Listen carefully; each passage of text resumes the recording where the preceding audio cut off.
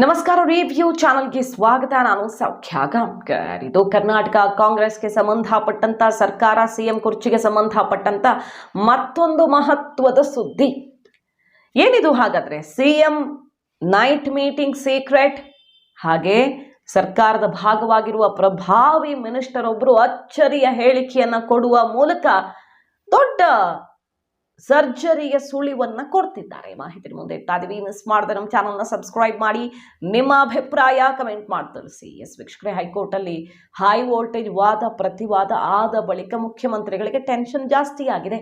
ಯಾಕಂದ್ರೆ ಮೊದಲ ಬ್ರಹ್ಮಾಸ್ತ್ರ ಈ ಕೇಸ್ನಲ್ಲಿ ಮುಖ್ಯಮಂತ್ರಿಗಳಿಗಿದ್ದು, ರಾಜ್ಯಪಾಲರು ದ್ವೇಷ ಸಾಧಿಸಿದ್ದಾರೆ, ಸಂಚು ಮಾಡಿದ್ದಾರೆ. ಬಿಜೆಪಿ ಮಾತು ಕೇಳಿಕೊಂಡು ಬಿಜೆಪಿ ಅವರದ್ದು ಪೆಂಡಿಂಗ್ ಇಟ್ಟು 10 ತಿಂಗಳಿಂದ ಕುಮಾರಸ್ವಾಮಿ ಬಿಜೆಪಿ ಅವರದೆಲ್ಲ ಪೆಂಡಿಂಗ್ ಇಟ್ಕೊಂಡು ಸಿದ್ದರಾಮಯ್ಯನವರು ಮೊನ್ನೆ ಬಂದಂತ ವರದಿ ರಿಪೋರ್ಟೇ ಇಲ್ಲ, ತನಿಖೆನೇ ಆಗಿಲ್ಲ, ಅಂಥ ಕೇಸಲ್ಲಿ ಕೊಟ್ಟಿದ್ದಾರೆ ಅನ್ನೋದು.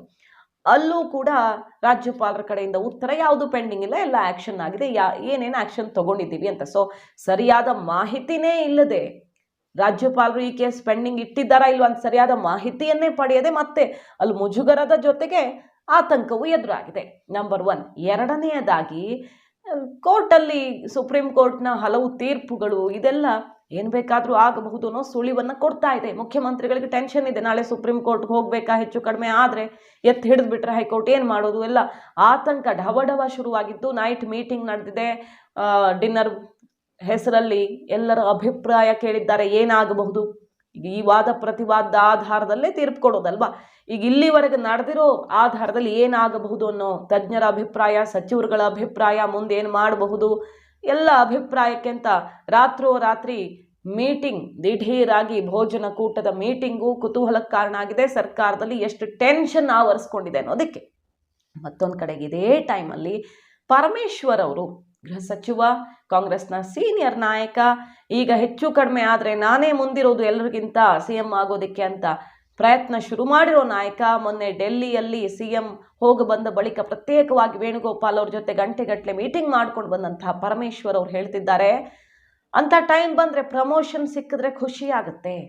ಮಾಧ್ಯಮಗಳು ಕೇಳಿದಾಗ ನಾನೊಬ್ಬ ಕಾಂಗ್ರೆಸ್ನ ಕಟ್ಟಾಳು, ಬದಲಾವಣೆ ಇಲ್ವೇ ಇಲ್ಲ ಅಂತೆಲ್ಲ ಆನ್ಸರ್ ಮಾಡಿದ ಪರಮೇಶ್ವರ್ ಅವರು, ಸತೀಶ್ ಜಾರಕಿಹೊಳಿ ಪರಮೇಶ್ವರ್ ಯಾಕೆ ದಿಢೀರ್ ಅಂತ ಮೀಟ್ ಆದ್ರು ಈ ಹೊತ್ತಲ್ಲಿ ಅನ್ನೋದು ಕುತೂಹಲಕ್ಕೆ ಕಾರಣ ಆಯ್ತಲ್ವ. ಮೊನ್ನೆ ಹೊರಗಡೆ ಬಂದು ಪರಮೇಶ್ವರ್ ಅವರು ರೊಟ್ಟಿ ತಿನ್ನಕ್ಕೆ ಬಂದಿದ್ದೆ ಅಷ್ಟೇ ಅಂತ ಹೇಳಿ ಹೋದ್ರು. ನಾನು ಅಂಥದ್ದೆಲ್ಲ ಯೋಚನೆನೂ ಮಾಡಲ್ಲ, ಯಾರೂ ಸಿಎಂ ಆಗೋದಿಕ್ಕೆ ಬಯಸ್ತಾ ಇಲ್ಲ ಕಾಂಗ್ರೆಸ್ ಅಲ್ಲಿ ಅಂತ ಹೇಳಿ ಹೋದ್ರು. ಹೇಳಿ ಹೋಗಿ ಸ್ವಲ್ಪ ಹೊತ್ತಲ್ಲೇ ಈಗ ನೋಡಿ ಆನ್ಸರ್ ಬರ್ತಿರೋದು, ಹೌದು ಪ್ರಮೋಷನ್ ಸಿಕ್ಕಿದ್ರೆ ಖುಷಿ ಆಗತ್ತೆ ಅಂತ. ಅಲ್ಲಿಗೆ ಭರ್ಜರಿ ತಯಾರಿಯನ್ನ ಶುರು ಮಾಡಿದ್ದಾರೆ. ಮುಖ್ಯಮಂತ್ರಿ ಬದಲಾವಣೆಯ ಬಿಗ್ ಹಿಂಟ್ ಈಗ ಪರಮೇಶ್ವರ್ ಅವರ ಮೂಲಕವೇ ಸಿಗ್ತಾ ಇದೆ. ಸತೀಶ್ ಜಾರಕಿಹೊಳಿ ಅವರು ಕೂಡ ಅದನ್ನೇ ಹೇಳಿದ್ರು, ಸಿಎಂ ಜಾರಕಿಹೊಳಿ ಆಗ್ತಾರಾ ಪರಮೇಶ್ವರ್ ಆಗ್ತಾರ, ಇಬ್ಬರಲ್ಲಿ ಒಬ್ರು ಆಗಬೇಕು ಅನ್ನೋ ರೀತಿ ಕೂಗೆದ್ದಿದ್ಯಾ ಸರ್, ಮಾತೆಲ್ಲ ಕೇಳಿ ಬರ್ತಿದೆ ಅಂದ್ರೆ ಡೆಲ್ಲಿ ಮಟ್ಟದಲ್ಲ ಟಾಕ್ ಆಗಿರಬಹುದು. ಇಲ್ಲ ಆಗಿಲ್ಲ, ಇಲ್ಲಿ ನಾವೆಲ್ಲ ಸಿದ್ದರಾಮಯ್ಯನವ್ರು ಒಳ್ಳೇದಾಗ್ಲಿ ಅಂತ ಕೇಳ್ಕೊಳ್ತಿದ್ದೀವಿ ಅನ್ನೋ ಸ್ಟೇಟ್ಮೆಂಟ್ ಕೊಡುವ ಮೂಲಕ ಅಸಲಿಯತ್ತನ್ನ ತೆರೆದಿಟ್ಟಂಗಾಯ್ತು. ಸತೀಶ್ ಜಾರಕಿಹೊಳಿ ಅವರೇ ಒಪ್ಪಿಕೊಂಡಂಗಾಯ್ತು, ಹೌದು ರಾಜಕಾರಣ ಚರ್ಚೆ ಮಾಡಿದ್ದೀವಿ ಅಂತಾರೆ, ಡೆಲ್ಲಿ ಮಟ್ಟದಲ್ಲಿ ಚರ್ಚೆ ಆಗಿರಬಹುದು ನಮ್ಮ ಹೆಸರು ಅಂತಾರೆ. ಅಲ್ಲಿಗೆ ಕಾಂಗ್ರೆಸ್ ಹೈಕಮಾಂಡ್ ಪರಿಸ್ಥಿತಿಯನ್ನ ಅವಲೋಕಿಸಿ ಮುಖ್ಯಮಂತ್ರಿ ಬದಲಾವಣೆಗೆ ಪ್ರಾಸೆಸ್ ಶುರು ಮಾಡೇ ಬಿಟ್ಟಿದೆಯಾ. ಪ್ಲಾನ್ ಬಿ, ಓಕೆ ಹೈಕೋರ್ಟ್ ಅಲ್ಲೆಲ್ಲ ಆಗೋ ತನಕ ನೋಡಬಹುದು, ಸುಪ್ರೀಂ ಕೋರ್ಟ್ ತಯಾರಿ ಶುರು ಮಾಡ್ಕೊಳ್ಬಹುದು ಕಾನೂನು ಹೋರಾಟಕ್ಕೆ, ಅಲ್ಲಿ ತನಕ ಬೆನ್ನಿಗೆ ನಿಲ್ಬಹುದು. ಆದ್ರೆ ಎಷ್ಟು ದಿನ ತಡ್ಕೊಳ್ಳೋಕ್ ಸಾಧ್ಯ?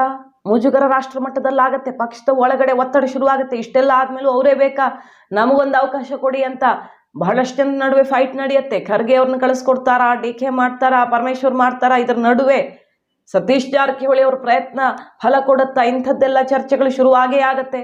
ಸುಲಭ ಅಲ್ಲ.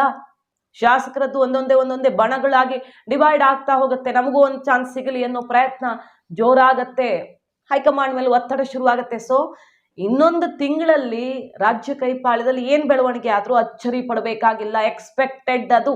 ಅದನ್ನ ಈಗ ಇಬ್ರು ಮಿನಿಸ್ಟರ್ಗಳೇ ರಿವೀಲ್ ಮಾಡಿದಂತಾಯ್ತು. ಪರಮೇಶ್ವರ್ ಅವರು ಪ್ರಮೋಷನ್ಗೆ ಓಡಾಡ್ತಿದ್ದಾರೆ. ಓಡಾಡ್ಬೇಕು ಅಂದ್ರೇನು, ಆ ರೀತಿ ಓಪನ್ ಆಗಿದೆ ಹೈಕಮಾಂಡ್ ಅಂತ ಅರ್ಥ. ಪ್ರಮೋಷನ್ ಸಿಕ್ಕಿದ್ರೆ ಒಳ್ಳೇದು ಅಂತಿದ್ದಾರೆ. ಇದ್ರ ನಡುವೆ ಮುಖ್ಯಮಂತ್ರಿಗಳ ಟೆನ್ಷನ್ ನೋಡಿ, ಚಾಮುಂಡೇಶ್ವರಿ ದರ್ಶನಕ್ಕೆ ತೆರಳ್ತಾ ಇರೋದು, ಈಗ ನೈಟ್ ಮೀಟಿಂಗ್ಗಳು, ಕಾನೂನು ಸುಪ್ರೀಂ ಕೋರ್ಟ್ ಅಲ್ಲಿ ಹೋರಾಟ ಮಾಡೋದಕ್ಕೆ ಈಗಾಗಲೇ ತಯಾರಿ ಶುರು ಮಾಡ್ಕೊಂಡು ಬಿಟ್ಟಿದ್ದಾರೆ. ಹೈಕೋರ್ಟ್ ಅಲ್ಲಿ ಏನಾದ್ರೂ ಆಗಬಹುದು ಅನ್ನೋ ಸುಳಿವಿರೋದ್ರಿಂದ ಸುಪ್ರೀಂ ಕೋರ್ಟ್ ನಲ್ಲಿ ಹೋರಾಟ ಮಾಡೋದಿಕ್ಕೂ ಕೂಡ ಈಗಾಗಲೇ ಟೀಮ್ ತಯಾರಿ ಮಾಡ್ತಾ ಇದೆ. ನೆಕ್ಸ್ಟ್ ಏನು ಅಂತ ಬೇಕಲ್ಲ.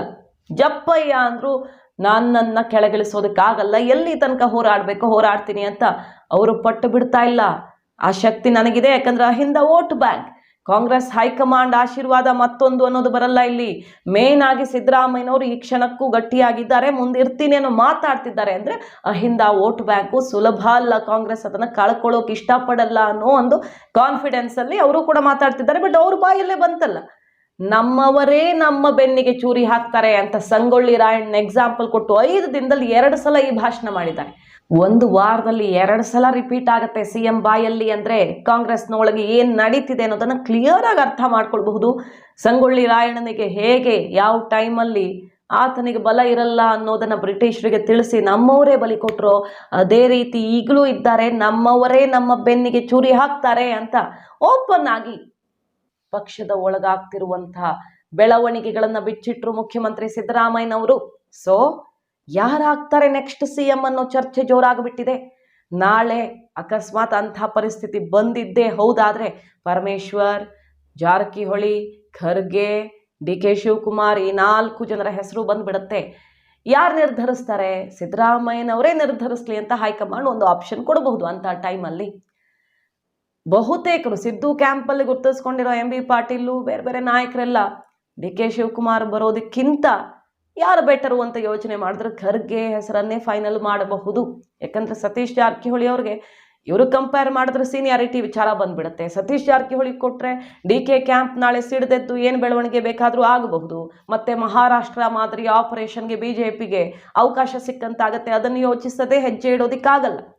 ಸಿದ್ದರಾಮಯ್ಯನವರು ಡೈರೆಕ್ಟ್ ಆಗಿ ಹೇಳೋದಿಕ್ಕೆ ಹೋದ್ರೆ ಸತೀಶ್ ಜಾರಕಿಹೊಳಿ ಹೆಸರು ಹೇಳ್ಬೋದು, ಬಟ್ ಹೈಕಮಾಂಡ್ ಒಪ್ಕೊಳ್ಬೇಕಲ್ಲ, ನಾಳೆ ಏನಾದರೂ ಸಮಸ್ಯೆ ಆಗಬಹುದು. ಸೊ ಎಲ್ಲಾ ಬಣಗಳಿಂದನೂ ಸದ್ಯದ ಮಟ್ಟಿಗೆ 2-3 ವರ್ಷ ಸಮಸ್ಯೆ ಆಗದಂತೆ ನೋಡ್ಕೊಳ್ಬೇಕು ಅಂದ್ರೆ ಸೀನಿಯರ್ ಲೀಡರ್, ದಲಿತ ನಾಯಕ, ಹೈಕಮಾಂಡ್ ಆಯ್ಕೆಯೂ ಆಗಿರುವ ಖರ್ಗೆ ಅವರನ್ನ ಕೂರಿಸ್ಬಿಟ್ರೆ ಸರ್ಕಾರನಾದ್ರೂ ಸೇಫ್ ಆಗಿರುತ್ತೆ ಕೊನೆ ಪಕ್ಷ. ಡಿ ಕೆ ಶಿವಕುಮಾರು ಮುಂದಿನ ಎಲೆಕ್ಷನ್ ಕಾರ್ಡ್ ಪ್ಲೇ ಮಾಡಬಹುದು. ಮುಂದೆ ನಮ್ಮ ಬೆನ್ನಿಗೆ ಎಲ್ಲರೂ ನಿಲ್ಲೋವಂತೆ ನೀವು ಪಕ್ಕಾ ಮಾಡಿದ್ರೆ ನಾವು ಖರ್ಗೆ ಅವ್ರಿಗೆ ಸಪೋರ್ಟ್ ಮಾಡ್ತೀವಪ್ಪ ಅಂತ.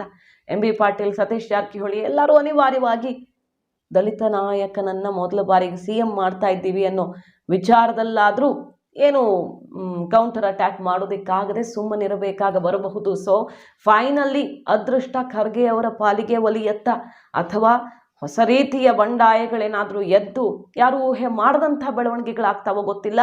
ಬದಲಾವಣೆ ಫಿಕ್ಸ್ ಅನ್ನೋ ಸುಳಿವನ್ನ ಈಗ ಕೈಪಾಳ್ಯದವರೇ ಸಿದ್ದು ಕ್ಯಾಂಪಲ್ಲಿ ಯಾರು ಗುರುತಿಸ್ಕೊಂಡು ಓಡಾಡ್ತಿದ್ರೋ ಅವ್ರುಗಳೇ ಹೇಳ್ತಿದ್ದಾರೆ. ನೋಡಿ, ಮೊನ್ನೆ ಡಿ ಕೆ ಶಿವಕುಮಾರ್, ಸತೀಶ್ ಜಾರಕಿಹೊಳಿ ನಡುವೆ ಗಂಟೆಗಟ್ಟಲೆ ಮೀಟಿಂಗ್ ಆಗುತ್ತೆ. ಮುಖ ನೋಡಿಕೊಳ್ಳದವರು ಇಬ್ರು ಸೀಕ್ರೆಟ್ ಆಗಿ ಮೀಟಿಂಗ್ ಮಾಡಿ ಬರ್ತಾರೆ ಅಂದ್ರೆ ಏನ್ ಅಚ್ಚರಿ ಇದು, ಏನ್ ನಡೀತಾ ಇದೆ ಅಂತ ಸಹಜವಾಗೇ ಚರ್ಚೆಗೆ ಬಂತಲ್ವಾ. ಸೊ ಸಿದ್ದರಾಮಯ್ಯನವರು ಕೆಳಗಿಳಿಯೋ ಟೈಮ್ ಬಂದಿದೆ ಅನ್ನೋದನ್ನ ಮಿನಿಸ್ಟರ್ಗಳೇ ಕೊಡ್ತಿದ್ದಾರೆ. ರಾಜಣ್ಣನವರು ಓಪನ್ ಆಗಿ ಹೇಳಿಬಿಟ್ಟಿದ್ದಾರೆ. ಓಪನ್ ಆಗಿ ಯಾರು ಇದುವರೆಗೆ ಹೇಳಿಲ್ಲ. ಪರಮೇಶ್ವರ್ ಆಗಲಿ ಇಲ್ಲ ಸತೀಶ್ ಜಾರಕಿಹೊಳಿ ಅವರಾಗಲಿ ಇಬ್ಬರಲ್ಲಿ ಒಬ್ರು ಸಿಎಂ ಆಗಲಿ ಅನ್ನೋ ಸ್ಟೇಟ್ಮೆಂಟ್ ಬೇರೆ ಬಂದುಬಿಟ್ಟಿದೆ ಸಿದ್ದು ಕ್ಯಾಂಪ್ನಲ್ಲಿ ಗುರುತಿಸ್ಕೊಂಡಿರೋ ನಾಯಕನಿಂದ, ಮಿನಿಸ್ಟರಿಂದ. ಸೊ ಕೈಪಾಳ್ಯದಲ್ಲಿ ಅಲ್ಲೋಲ ಕಲ್ಲೋಲ ಸೃಷ್ಟಿಯಾಗತ್ತಾ ನೋಡಬೇಕು. ಮಂಡೇ ತೀರ್ಪು ಇದ್ರ ಬಗ್ಗೆ ಇನ್ನಷ್ಟು ಕ್ಲಾರಿಟಿ ಕೊಡುತ್ತೆ. ಮಾಹಿತಿ ನಿಮ್ಗೆ ಇಷ್ಟ ಆಗಿದ್ರೆ ಮಿಸ್ ಮಾಡದೆ ನಮ್ಮ ಚಾನಲ್ನ ಸಬ್ಸ್ಕ್ರೈಬ್ ಮಾಡಿ, ನಿಮ್ಮ ಅಭಿಪ್ರಾಯ ಕಮೆಂಟ್ ಮಾಡಿ ತಿಳಿಸಿ. Thank you.